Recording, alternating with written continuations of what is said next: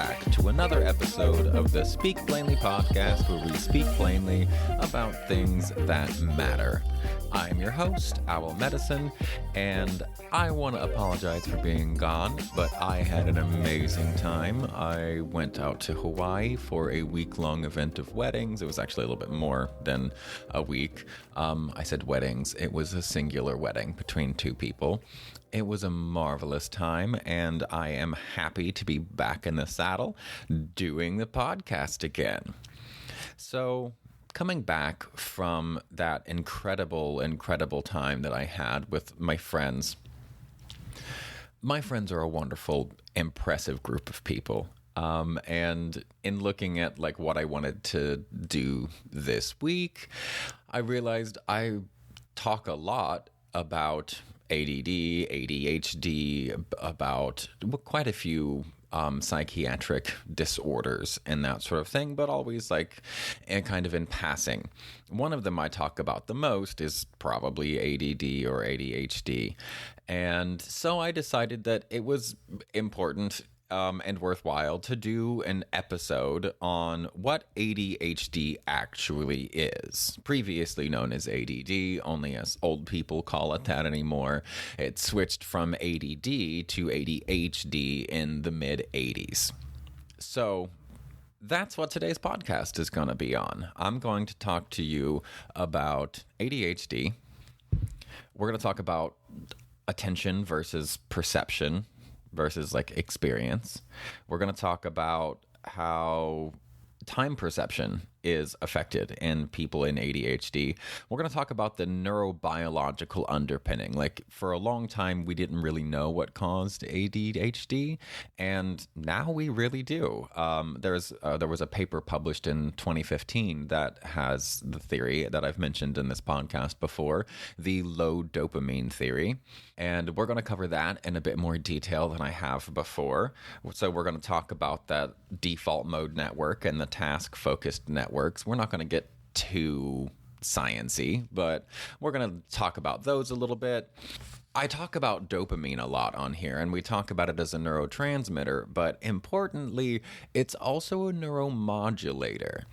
And so we're going to talk a little bit about the difference between mediation and modulation, which is quite important to me because my whole thing is trying to make the world, leave it a little better than I found it, right? And in order to do that in such a complicated, complex system, the galactic system, the Earth's biological and biosphere system, as well as all the other systems that I and you live in, chaos theory is, in scientific terms, sensitive dependence upon initial conditions. And so I'm very interested in the really fine-tooth comb looking at initial conditions. And when it comes to ADD and ADHD, we have to look at those things close enough that we do have to kind of split hairs a little bit. Not as often as maybe some people would, but at least when it comes to mediation versus modulation. We're going to talk about self-medication and elimination diets. We're going to look at the common treatments of ADHD and the effects of puberty and treatments, pharmacological treatments before and after puberty for ADHD. And we're going to talk about attentional blinks, not your actual physical blinking, but that is actually kind of cool too because it's intrinsically tied to the dopamine system, and because the whole thing with ADHD is that low dopamine theory, there's some interesting stuff in there, but it's a lot to cover. So I've limited myself for your sake to attentional blinks, and we'll finish off with a little bit of information about ADHD and social media and some of the studies that have been done. And there haven't been a whole lot done because social media really didn't become a part of our lives until smartphones became popular, and they didn't really do that until 2010. So it's really only been 12, 13 years, and that's not a lot of time for longitudinal studies. So that's what we're going to be doing today. We're going to do a bit of a deep dive into ADHD, and I hope that you enjoy it. So, what exactly is ADHD? You probably already know it stands for Attention Deficit Hyperactivity Disorder. You heard me say ADD slash ADHD because when I was growing up and when I was diagnosed with ADD and ADHD, they were still arguing about which one it could be, should be. So I'm really just dating myself there, but ADD is what it used to be called. Now we added the hyperactivity disorder part, and that actually helped quite a bit with diagnoses for young children especially. But the very first mention of ADD was in 1904 in what we consider medical history. And we have to assume that it's been around much longer than that, right? Like, nothing was invented because it was written down. Usually it was there beforehand. And ADD is no different. And it stayed attention deficit disorder until the late 80s. And that's when we added the H to it, because we also noticed that the people who had attention disorders also had some hyperactivity in them. And we're like, okay, so slap an H in there. What it is a attention disorder. Your attention is disordered. You're not able to order around your attention. And what exactly is attention? This is important to me because, to me, I really believe this with all my heart. Attention is the single most powerful currency that you have. Even the dollar or euro or yen is based on how much attention you can bring to a task. You bring enough attention to a task, you do it well, and people will pay you for it. So to me, attention is fundamentally the most important currency in the human species. The attention that we pay to ourselves, the attention that we pay to our friends and our families, to our partners, the attention that we pay to our jobs, to be able to make the money, to take care of and be a part of and enjoy our family and our life. Attention is the single most powerful thing on the planet. And having disordered attention, I'm sure that you guess or know that kind of throws a wrench in things. So this isn't going to be about me trying to get ADD or ADHD people to do anything specific, but I really think that dealing with our lack of attention, whether you're an ADHD person or not, dealing with your lack of attention or lack of focused attention, your lack of being able to control your attention is really beneficial for absolutely everybody, because all of us could do a little bit better in our lives if we were able to control our attention. So what exactly is attention? Well, the way I do it, and I might say attention, I might say focus. They mean the same thing, at least for this podcast. And what you're separating here is, what are you experiencing in every moment of every day? There's a cacophony of sensory information around us that we are filtering. That part of our brains are filtering, the reticular activating system for one, but our brain is very busy filtering out all the crap that really isn't that important to us. And the things that it lets through that are important to us, those are the things that we are focused on. That is what our attention is.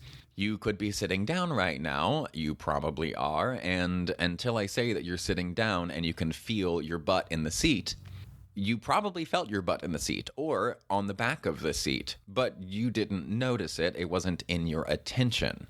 You were experiencing it. It was in your experience, but it wasn't within your realm of attention. That realm of attention is focus. So attention deficit disorder is a disorder of your ability to control what it is that you are perceiving. Because your environment, your experience of your environment, you're experiencing all kinds of things, but it's your perception of what you're experiencing, which is your attention. So why is ADHD a problem? ADHD is a problem for people because it often comes with time perception issues. That is one of the big things. We're late for a lot of stuff. We don't perceive time well. You can know that you have a paper due tonight at midnight and it's 7 p.m. and somehow we always underestimate how much time it's going to be to do anything. And I think that's true for everybody, but it's especially true for ADHD people. We also tend to have the pile system. We use the pile system. And the pile system, I think most people know, and most people have used, at least like after a move or before or after a vacation, where things are just a little bit chaotic and you throw like things with other like things. And the ADHD person will use the pile system, but importantly, what makes it an actual ADHD symptom, because again, this is a disorder, is that your pile system doesn't work. If you have a pile system and it works for you, dope. If your pile system doesn't really work for you, you might have ADHD. And again, this is educational and informational, not diagnostic. I am not a doctor. I'm not diagnosing you with anything. I'm sure you already diagnosed yourself with plenty. But those are two issues that ADHD people have. And there's a lot of other like crap that goes along with it that are kind of just in the zeitgeist about ADHD people being dumb because they don't have attention, and that's not true. We know now that there's a huge variety of intelligence among ADHD people. Some have higher IQs in certain areas and some have lower IQs. There is a trend among ADHD people to have higher emotional IQs, which I find very interesting. And if you've listened to much of this podcast or me talk about the book and trauma, you will know exactly why. And we'll get there because this is about ADHD, but my whole bent, I think you're very, very hard-pressed to find a child with ADHD who doesn't also have childhood trauma. But we'll get there a little down the line. Another thing for ADHD people is memory. We have a really hard time with short-term working memory, where like the classic thing is getting somebody's phone number or name and immediately forgetting it, like not even a second later. Like by the time I could repeat back your name, I've already forgotten it. That kind of thing, that is very much associated with ADHD. But one of those misnomers is that ADHD people just have terrible memories, and that's not actually true. Some of us have really phenomenal memories. We're good at especially long-term memory. We can remember a lot of details about certain things. It's just our working memory, our like that task-focused memory of like, this is what I'm focused on, and I'm going to stay focused on this for the next 10 seconds until I can go write it down, and that's where we struggle the most. And so with those memory issues, there's a really important and cool thing that most people know by now about hyperfocus in ADHD, which seems counterintuitive because when we talk about attention deficit disorder, attention deficit hyperactivity disorder, you'd think that you just can't focus, but that's not actually true. Turns out that ADHD people have an incredible ability to focus on whatever interests them. If something is interesting to them, they can stay hella super focused for a very long time. And that's super interesting to me. And it kind of that noticing that piece is a lot of what led to the very important 2015 paper that describes the mechanism, the biological mechanism underpinning the ADHD phenomena. That paper was published in 2015 in the Journal for Biological Psychiatry, and it's called the Low Dopamine Theory. And basically, what's happening in the brain of an ADHD person on kind of a high-level view is we have two, when I say we, I mean people, human species. We have two basic networks in the brain that our brain can choose from. And dopamine is, like I said, not just a neurotransmitter, but a neuromodulator. And it helps modulate, as in it helps to ramp up or ramp down the activities of certain networks. These two networks are the default mode network, and you can kind of guess what it might be. That's your default setting. That's you're just chilling. Everything's running, and you're chilling. You're noticing stuff, but you're not really focused on accomplishing anything. And then there's the side where you are focused on accomplishing something, because I mean, this makes sense. It's super basic, right? You're either doing something or you're kind of not. And even when you're not doing something, there are things happening, and that's great. But basically, for our purposes, you're either active or you're passive. And that active attention is coming from this task-focused network. And the way it's supposed to be in the brain, and this makes sense too pretty intuitively, you're either in your default mode network where you're chilling and you're in that horizon view with your actual eyes. They'll look at the horizon, and you're able to see the ceiling and the floor and your periphery quite well. And that's one mode that you're supposed to kind of spend most of your time in, because that's the default. The other is task. That's where you're trying to accomplish something. And all of the time that we're trying to accomplish things, there are still going to be distractions. It's during the focused, task-oriented network activation that we get the strongest activation of the medial prefrontal cortex, which is all about inhibitory activation. It's inhibiting things from distracting us. It's inhibiting us, actually. It's inhibiting our reactions to distracting stimuli. Whereas the default mode network, so the medial prefrontal cortex, is what's activated in the task-focused network. And the default mode network, there's multiple things happening, but the three main players in this are the dorsolateral prefrontal cortex, which, don't worry about the names, but it is cool to note that the dorsolateral prefrontal cortex is all about context. It helps us to figure out what's appropriate in a given situation. But you got the dorsolateral prefrontal cortex, you have the posterior cingulate, and you have the lateral parietal. Those are all sections of the brain that are working together like a little band to make stuff happen in that default mode network. And they're all supposed to be like playing together.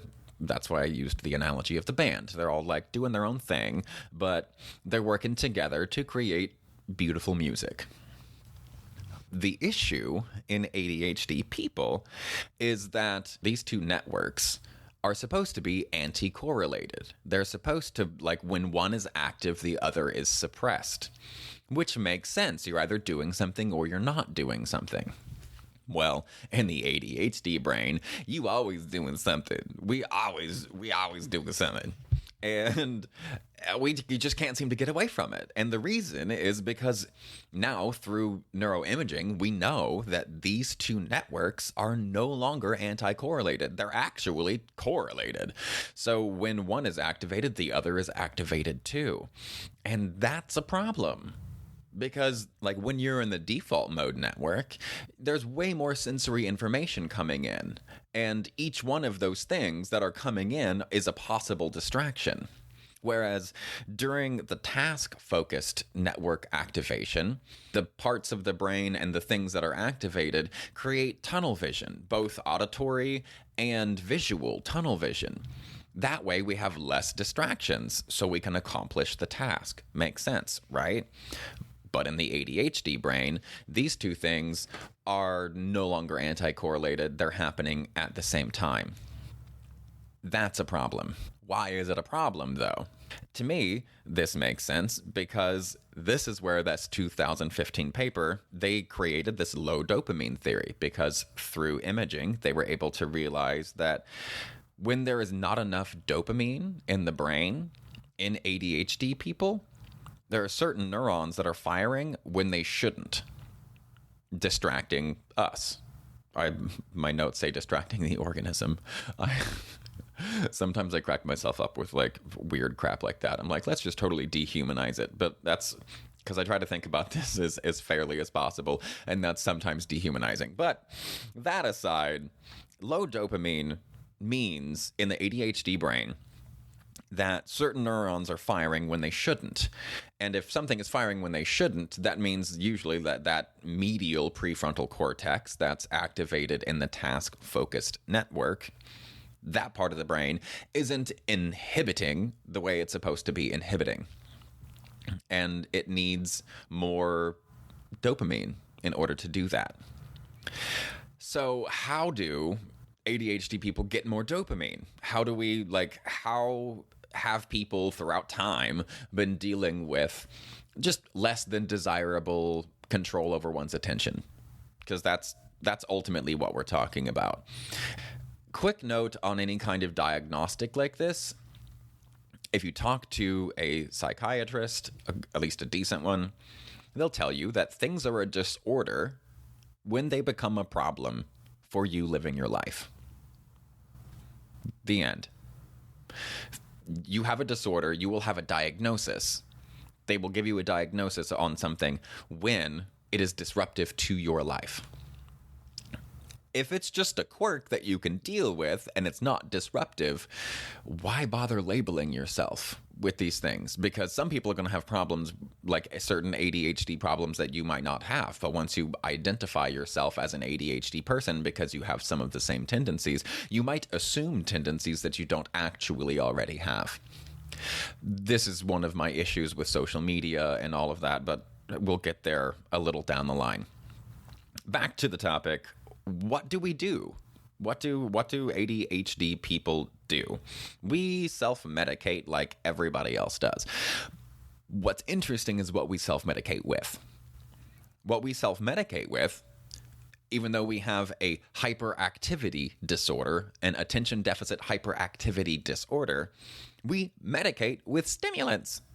They're our favorite things. Stimulants are where we go. We go to coffee. We are like the people who don't do drugs will, like ADHD brains especially, will do coffee. Not just like a cup in the morning or maybe a cup and a half or two, but like give me quad shot in the dark, give me 17 cups of coffee. I used to drink a pot, like half a pot before I left home, and then I made an entire pot of coffee for myself. I drank black in the clinic that I was working at. I just needed so much dopamine in order to focus. All of these stimulants release dopamine. Coffee is a big one. Before people found out how terrible smoking was for you, cigarettes do the same thing. Cigarettes release a lot of dopamine. The new favorites now are meth and cocaine. Not that cocaine is new. Meth is fairly newer. But all of these things are really, really powerful stimulants that I'll tell a story about this friend I would go over and trim for.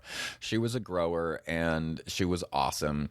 And she just talked and had tons of stories and had such an interesting life. She was a blast to listen to and a blast to be around.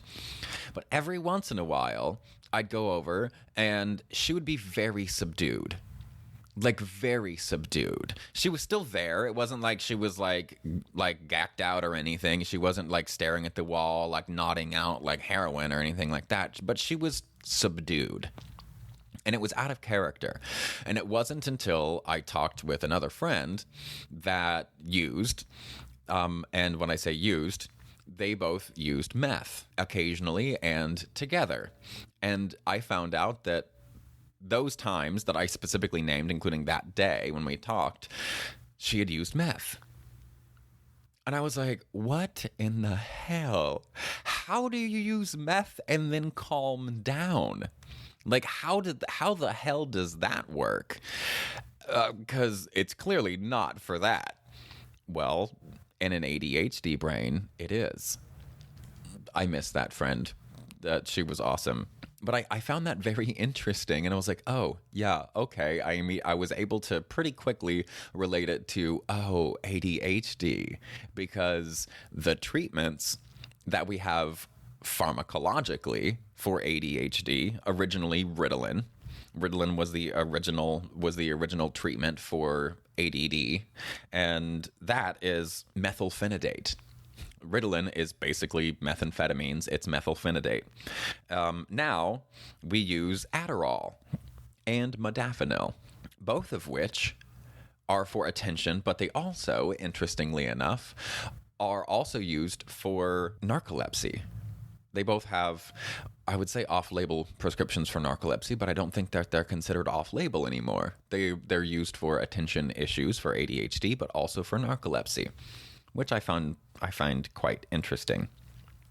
But what they do, part of what they do, Ritalin, Adderall, modafinil, is they actually help to not only produce way more dopamine, but they also coordinate the default mode network and that task-focused network. I find it perfect, of course, that we self-medicate without diagnoses, or possibly with, but we tend to self-medicate with stimulants. And even though it's a hyperactivity disorder, we are prescribed stimulants. And I think one of the most important conversations to have about this, about ADHD in particular, is around medication and when to medicate and how much to medicate and what to do with it.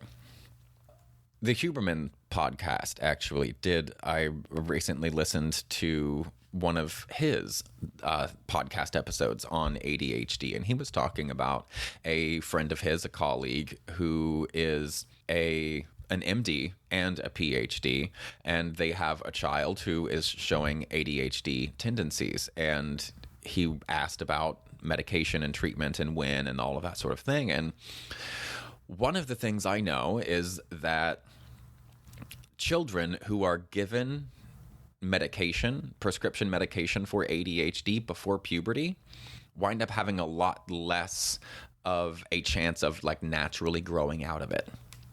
If they're given it if they're given Ritalin, say, like my generation, if they were given Ritalin and then just kept on that Ritalin through adolescence, about 50% of ADHD in childhood, people grow out of with proper treatment and whatever. They grow out of it, 50%. But it turns out that if you give a child ADHD medications before puberty, it messes with things. And her response I found interesting because her child is prepubescent, and she said something I used to love hearing from providers when I was working in Western medicine. She was like, I think it's actually really good for children to get the medication that they need, Adderall, modafinil, whatever. Nobody uses Ritalin anymore. It's really important, and it's useful to give it to them pre-puberty, because that's when their brains are the most plastic. From 3 to 12, that's when brains are the most plastic and the most ready to change. And so if there is a cross-wiring of the default mode network and the task-focused network, she says, so long as you give the child the smallest viable dose, like the smallest possible dose that you can give them to alleviate their symptoms, what you're doing is you're essentially pharmacologically forcing focus into their body, but that activates that medial prefrontal cortex, which is about inhibition, right? So you can force that to happen. And then importantly, she said, you have to like taper them off. You can't just slap them on a dose and then just keep upping the dose when it stops being useful, or slap them on the dose and leave it to be the same. It's a very conscious process, if you're going to do it well, to give a child exactly as my old supervisor, I doubt she'll ever hear this, but Dana Bazil, you were amazing, as she told me, just enough information to struggle. If you give a child just enough medication to struggle, they're going to not only get the boost that they need, they get the help that they need, but their brain still has to do the task itself, right? It's just enough to struggle, just enough that you can do it, but you'll struggle to get there. I mean, life is sweeter after the struggle anyway. I think there's a phrase in Latin or something for it, but if you can medicate the child to where they're barely able to barely able to function, but they are able to function, and then you can titrate them down off of that, say somewhere around adolescence, then boom. That's kind of the path of least resistance as far as pharmacology goes, right? And the reason puberty is important has nothing to do with genitalia, but has everything to do with this massive biological change that happens in puberty, where we get that frontotemporal activation, or the prefrontal cortex really starts to develop then, right? So another thing to keep in mind about all this, and about jittery kids and their need for constant movement and all of that, is that those are the parts of the brain that they're developing. They're developing those parts that are like premotor movement. So you just have this kind of static in the system, these premotor activity. That's what causes shakiness, right? Is this premotor activity, and kids are full of it, and they don't have that medial prefrontal cortex fully developed yet. And that's what the task-focused network relies on, is that medial prefrontal cortex. So they don't have the ability to really override the impulses that they have due to the stimuli that they experience. And so by helping them attain activation of the medial prefrontal cortex through pharmacology, but only a little, that seems to me to make really good sense. And if you've listened to any of these podcasts before, you know that I'm not a huge fan of medications, but I am a huge fan of using a tool well. And this seems like a marvelous, marvelous way to use a tool well, because I really, after seeing those studies on prepubescent applications of Ritalin and the possibility for kind of downstream negative consequences for those kids as adults, I was pretty skeptical. But again, like always in medicine, it boils down to who's your provider. I hope you have a good one, because some are very thoughtful and thorough, like this person, and some not. So you have to use your best judgment. That is the ultimate end all be all for this, is you got to use your best judgment.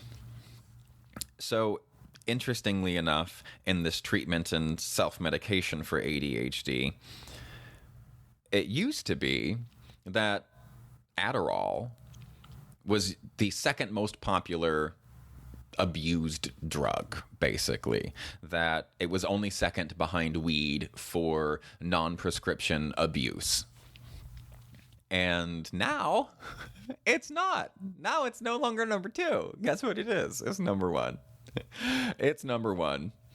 People struggle really hard. 25% now of college students are on non-prescription Adderall.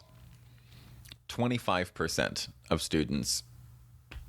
That's a lot. 1 in 4 college students take Adderall to just get by. And that brings up some interesting questions, like, why is it that we have overloaded our attentional capacity, that we're demanding too much from ourselves, and we've manufactured so much demand that we also have to manufacture the biological and the biochemical substrate as well.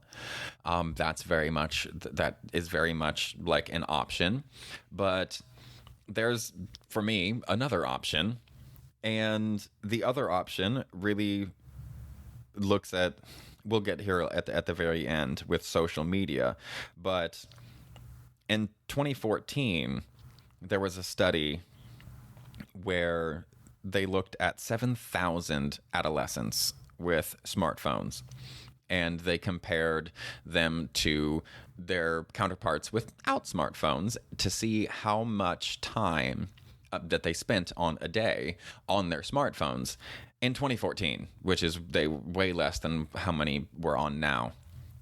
But they compared the time, and turns out 1 hour as an adolescent, 1 hour of screen time was enough to have measurable like ADHD levels of attention deficit. That I find very interesting, because that means that our smartphone usage is dramatically adding to our load, essentially, right? Because load is not the same thing as weight. Your load is how you carry the weight, and whether or not the weight, and the weight being how much attention we need now, that's the weight. But social media affects our load because it's how we carry it. It's basically like trying to walk around with an extra 150 pounds with a bum knee. You could manage that 150 pounds if you didn't have a bum knee. But because you do, and you're constantly having to compensate because of the bum knee, you're much more likely to injure yourself or need that biological or biochemical substrate to keep up with the demand of the weight, of the load. So to me, that's a big influence as to why attention is struggling so much. I wrote an article that I published on Al Chrysalis Medicine about how free costs focus. And now we're moving into the things that make us struggle. Like the ADHD aside, things that make us struggle to focus. And social media is one. And I think one of the reasons that social media is one, regardless of it actually being social media or anything about social media, it's just that all of those apps are free. We use a lot of free apps and things on our phones. And the currency that is being exchanged there is our attention. So the article, Free Costs Focus, was looking at how if you don't pay money for things, everything costs money. So if you don't pay money for it, you will pay for it in another way. And since all of it's based on ad revenue, you're going to pay for it with your attention. Your attention will be put onto an ad rather than on whatever it is that you want to do. So anything that you participate in regularly that is free is costing you focus. It's costing me focus. It's costing all of us our ability to focus on things. And like I said at the beginning, focus is the single most valuable currency on the planet. Period. Focus is the seat for everything of value any human being has ever created, whether it's an entire city or a relationship. Focus is the seat of it. How can we make our ADHD symptoms better? If you Google it, you're going to find lots and lots of things like the ADHD diet. And diets are always very funky, very weird to me, because we know that digestion is so incredibly personal, and like a lot of it's inherited. Them eating grains and things from your lineage is important for good digestion. You might be allergic to things that come from other parts of the world that your bloodline has never really been exposed to, and they're mild allergies.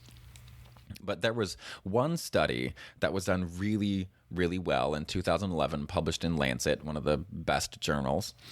And it since was like a little bit controversied, but there's been some more studies that have really come through and been like, yeah, no, we did some more, and they actually did a great job. So any of my nerds out there, you know that like p-value is very important. It's like how fudgeable are these results? And a normal p-value is 0.05. That's like normal for if something to get published. Well, the p-value for this study in 2011 was 0.0001. So that's like fucking phenomenal. That's awesome. The chances of this being fudgeable is really darn low. And what they looked at was an ADHD elimination diet. But they were smart. This is what I love about it. They didn't just tell everybody to eliminate the same things. No. They did a control. They did multiple controls, but the first most important control was testing every single person that was in the study for mild allergies. If there were severe allergies, they were removed because they actually produced a second control, which was really impressive and cool. The second control, they created a self-control where they had these people over time on these elimination diets, and then they had it to where they removed all the things that they were eliminating to make sure that they were their own control. That way, they took into account things that are, like I was talking about, things that have been, like we've been genetically exposed to through diet, through our ancestry. So lots of good controls, fabulous study. And what they did is they tested people to see what they were allergic to, and then removed everything from their diet that they had mild allergies to. And turned out that they had fantastic results with this. They had phenomenal results with people and their ADHD symptoms by eliminating foods that they were mildly allergic to, which is super, super duper cool. And this is where we can get into mediation versus modulation a little bit. Because mediation means that you are fundamentally replacing something or fulfilling something that's empty in the Chinese medicine terms, something that's empty versus something that's replete. Something that's replete or been full needs to be modulated. That way, things can shift. Something in the system needs modulated. That way, the energy in the system can be distributed differently. Whereas mediation is if you're dehydrated and there's not enough plasma, not enough liquid, not enough water in your blood, and plasma is like 98 point something percent water. An IV will mediate your dehydration.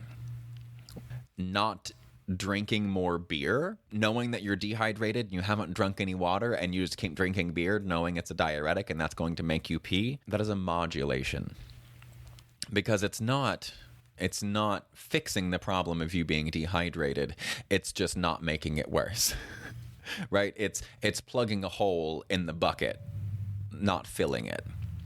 And that's the concept of mediation versus modulation. And this is an important concept when it comes to the pharmacology of ADHD or the pharmacology of anything. You're looking at, is this mediating something or is this modulating something? And it's kind of correlation versus causation as well. It's a very similar concept of correlation would be modulation and causation would be mediation, and something similar to that. And there might be some very smart scientific person who's like, that's wrong.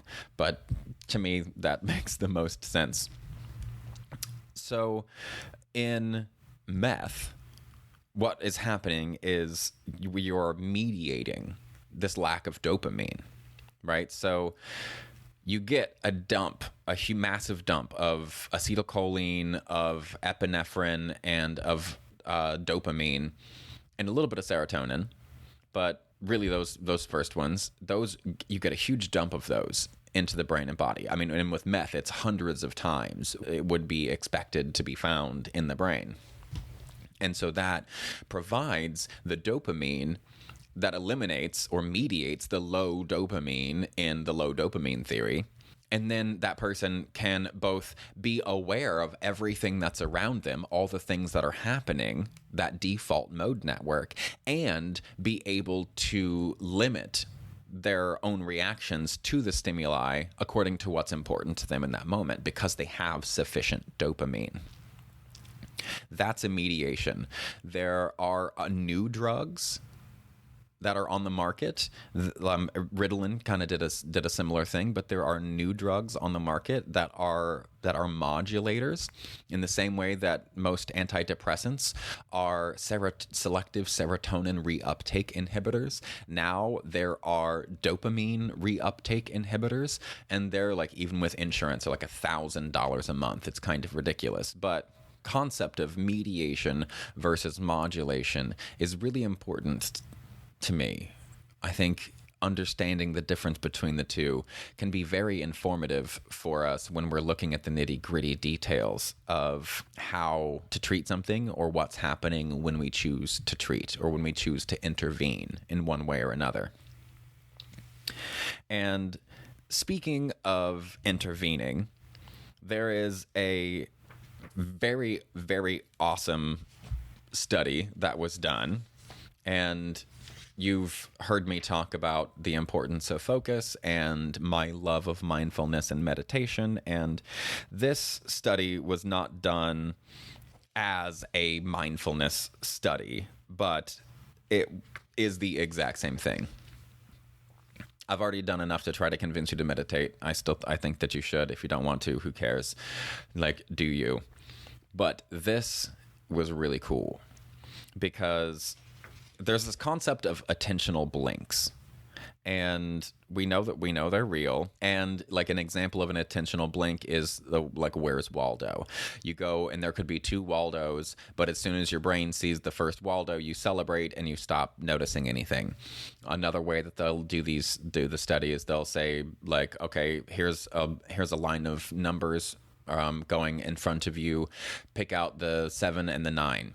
And they'll play those numbers right by, and you'll see the 7. If the 7 comes first, you'll see the 7, and then you'll have an attentional blink where your brain is doing a little happy dance because you did what you were supposed to do with that task-focused network. You saw the 7, but during that little micro celebration, you missed the 9. And we know that it works that way because you can scroll the numbers by at the same rate and ask them to just look for the 9 and they'll see the 9, or just the 7 and they'll see the 7. But if you catch one, then you're going to blink and miss the other. And it's this attentional blink because you're not actually necessarily blinking with your eyes, but your brain is not looking for the thing anymore because it's having a little micro celebration. So the long story short with attentional blinks is if you see something that you're looking for, you're automatically missing other things. And so this ties really interestingly into the ADHD stuff because this study that they did was they did 17 minutes of, they just called it interoception, which I've talked about on here, and that's just paying attention to what's happening inside your body. They had everybody focus on their breath and just pay attention to the sensations of their body for 17 minutes. And during that, only having done it once they had finished, the amount and length of attentional blinks that they had were reduced greatly and over a long period of time. They said permanently. I highly doubt that it's permanent because nothing in the brain really is. Everything's use it or lose it in biology, but it seems semi-permanent.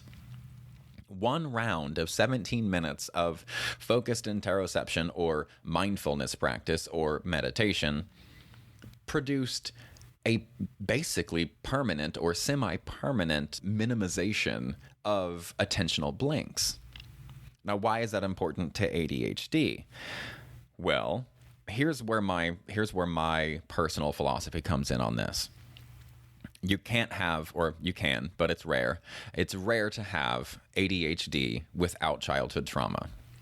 And I call the whole thing chronic stress adapted. I've talked about it a bunch of times on here before.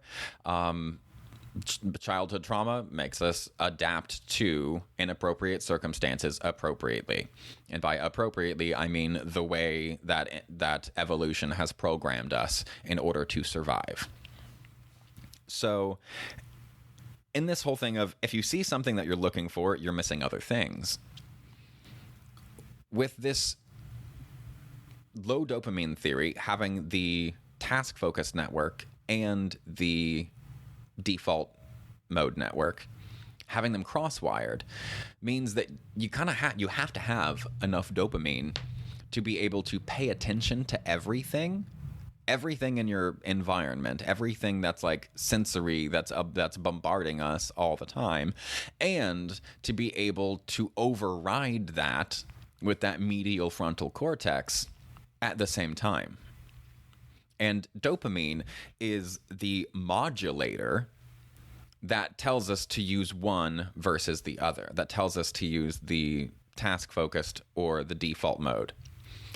But in our ADHD brains, they're not actually so anti-correlated. So when one is playing, the other is playing too. And the reason is through chronic stress in childhood, at least in my opinion, the thing that's happening is you're always on the lookout for stress.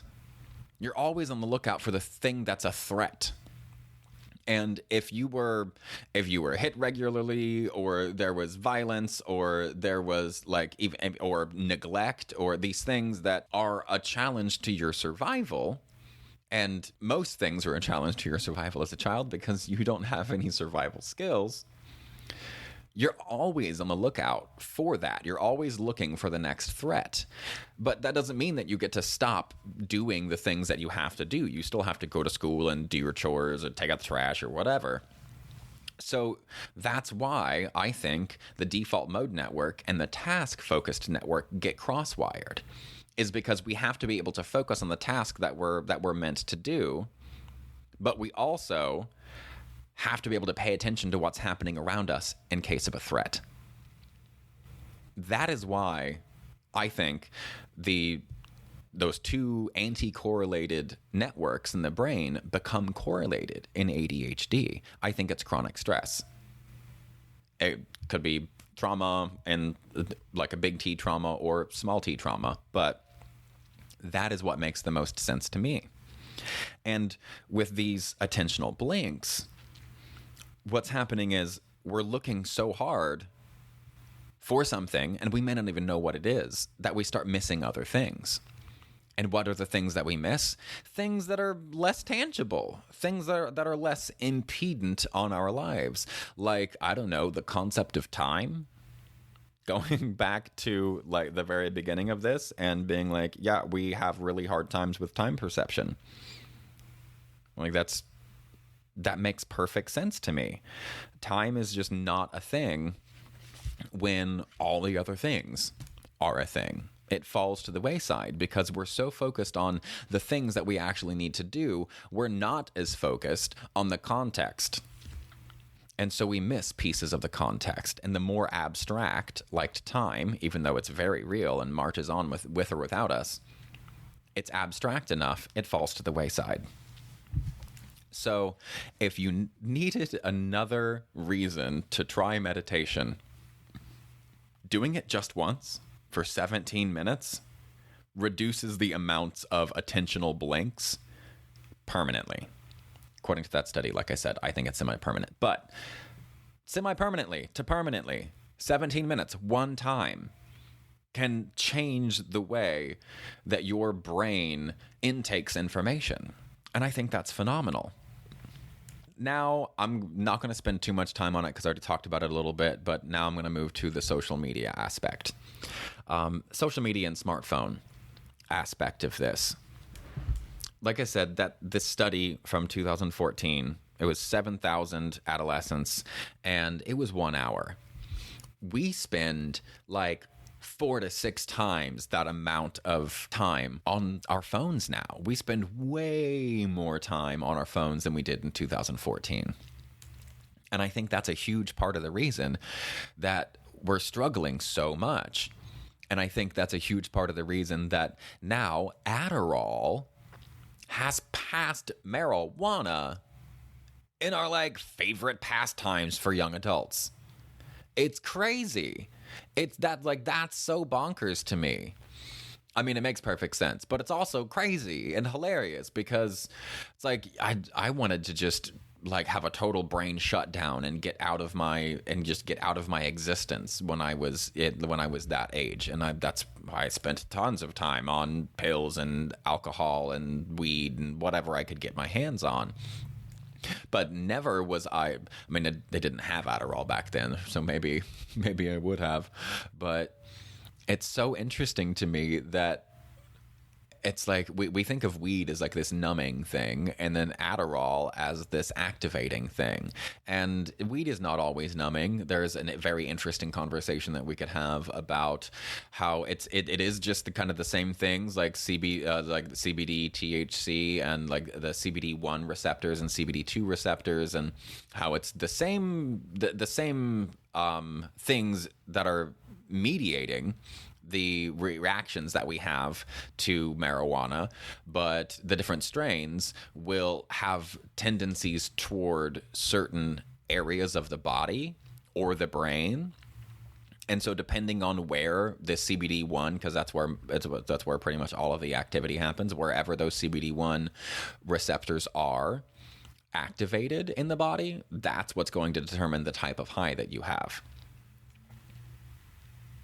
I forget where I was going with that, but now you know that.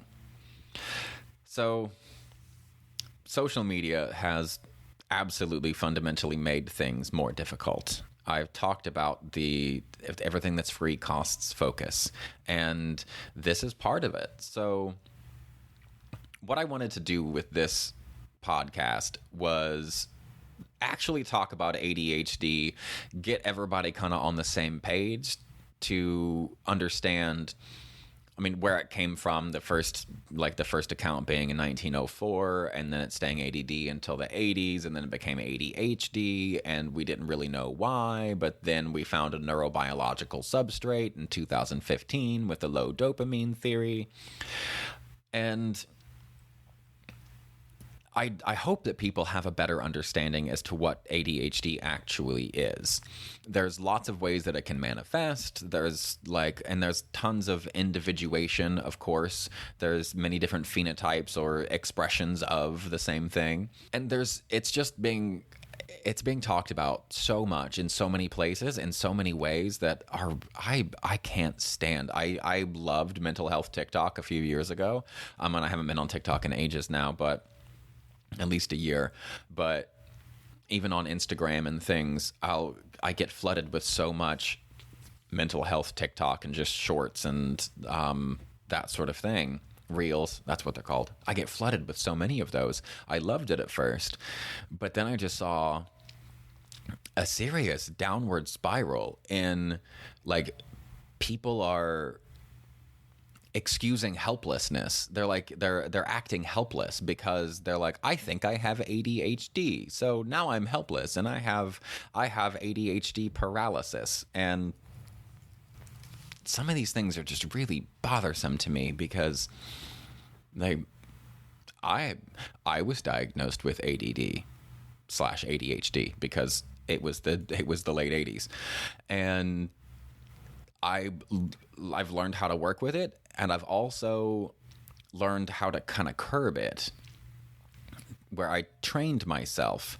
to kind of separate the default mode network from my task-focused network. Not completely, and I love that they're not completely separated in me, that they're not completely anti-correlated, and that there is some correlation, because it allows me more potential. Allows me more potential for interaction, more potential for sensory input, which is more potential for enjoyment and more potential for engagement in my own life in a really wonderful, powerful way. How I can notice many things all at once and yet only react to certain ones. And that I feel like is possible for me because, one, I was never medicated. My mother decided not to medicate me, and I'm very thankful for that. Maybe it would have gone great. I have no idea. But my small town doctors in Indiana, I feel like just didn't know enough and probably wouldn't have titrated, and who knows. But she didn't medicate me, and so I was left with what I was left with, and I've made the most out of it in a way that I wouldn't want to be any other way. I love the amount of correlation versus anti-correlation that I have among these networks, because it does allow me a capacity that is far beyond what most people have. Now, and that still comes with consequences, right? Like I can pay attention to a bunch of things, or I can notice a bunch of things and still regulate myself pretty well. But that means I have to, and I'm mostly talking about like outdoors, around people, social situations, that sort of thing. And then I need lots and lots of alone time where I don't have to do that, and I can really, really downregulate. Because if I'm around anyone, if I'm literally effing anyone at all, I cannot fully downregulate. And that's part of my ADHD. I cannot fully downregulate because that would mean turning on exclusively of the default mode network and not the task-focused network. And I can't do that when I'm around anyone because I'm always expecting a threat. I'm always expecting stress. I'm always expecting something to go wrong. And that's because of my childhood stuff. So I think it's marvelous that I get to have this, because it allows me a capacity to pay such close attention to a person I'm talking to really be fully present with them in a powerful way. And when somebody else walks up, I can never break focus and hold my hand up over to the side and give the indication of just a moment without ever losing any of the focus that I have on this person. So they still feel completely, utterly enveloped in my attention and focus and perception, even though I'm also kind of fielding these other things that would or could derail my focus, which then affects the relationship. So I hope you got something out of this. I think this is an important conversation because many, many people are having it, but I don't think it's understood well. I think people think that they understand it, and that is dangerous. There's nothing more dangerous than a little information. And that's what everybody gets in all the short form content that's happening all over the internet. A little bit of information is extremely dangerous. And I think that's what was happening with ADHD. And I hope that now you have a little bit more information. You understand the neurological underpinnings. You understand default mode network and task-focused network. You understand elimination diets and that they work really, really well for ADHD, but eliminating things that you have been tested for that you are mildly allergic to. That is huge. I forgot to mention with that, there's one thing across the board that we know for a fact helps everyone with ADHD when it comes to diet. It's not keto, it's not vegan, it's none of that. It is eliminating simple sugars completely. The eliminate means none, not reduce, eliminate simple sugars. If you have ADHD stuff, eliminating simple sugars is the single most powerful thing that you can do for yourself. Probably immediately followed by, because there's no barrier of entry, meditate for 17 minutes, at least once. At least once. And you'll be better forever. Literally. One time, 17 minutes, try it, you'll be better forever. That's cool. That's a great return on investment. That's a good ROI. So there it is. That's what I wanted to say about ADHD. Thank you very much for listening. If you made it this far in the episode, I really appreciate you. This is such an honor for me, and it's such a good practice for me because it makes me think about not just what I know, but what I know versus what other people might know. And forces me to stay curious about things. This podcast forces me to stay curious and engaged in the information and the world. And I really appreciate this opportunity that you provide for me. So thank you very much for listening. If you like this episode or you like the podcast, consider becoming a supporter on Patreon. You can buy me a coffee. All of the links are below. Thank you very much again. And remember, y'all, stay curious and stay uncomfortable.